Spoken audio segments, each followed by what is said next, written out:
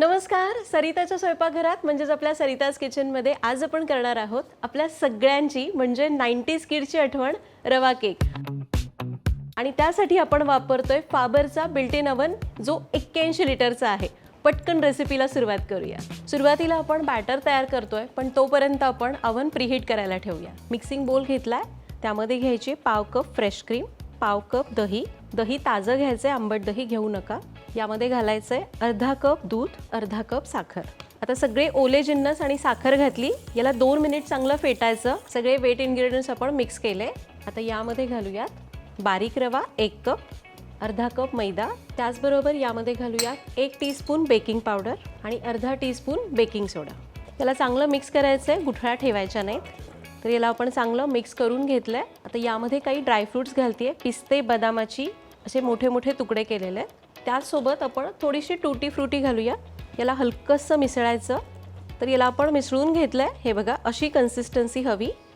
हे तयार झालेलं आहे। आता यामध्ये आपण रवा घातलाय, त्यामुळे याला 10 मिनिटं भिजू देऊ। 10 मिनिट झालेली आहेत। आता याला बेक करायला ठेवू। तर इथं मी केक टीन घेतलाय, त्याला बटर पेपर लावून घेतलाय। यामध्ये आपल्याला हे मिश्रण घालायचंय।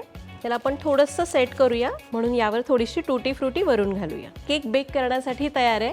तर ओव्हन प्रीहीट झालेला आहे, आपण केक बेक करायला ठेवू। आता या ओव्हनचे फीचर्स म्हणजे 14 ऑटो कुक फंक्शन्स आहेत, त्यामधलं आपण कन्व्हेक्शन मोड वापरतोय। याला आपल्याला 180 डिग्रीवर 45 मिनिटांसाठी बेक करायचं आहे। तर आपण टाइम सेट करूया आणि केक बेक करायला ठेवू।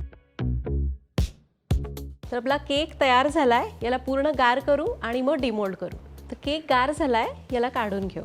प्लेट याच्यावर ठेवून याला फक्त असं उलटं करायचं। याचा आपण बटर पेपर फक्त काढून घेऊया। तर केक आपण डिमोल्ड केलाय, कट करूया। हे बघा, तुम्हाला कळतंय किती सॉफ्ट केक तयार झालाय। तुम्हाला जसा आकार आवडतो तसं कट करा। तर तुम्ही सुद्धा ही रेसिपी नक्की करून बघा आणि माझ्या अशाच रेसिपीज बघण्यासाठी फाबर स्पा इंडिया या पेजला नक्की फॉलो करा। भेटूयात पुढच्या भागात। धन्यवाद।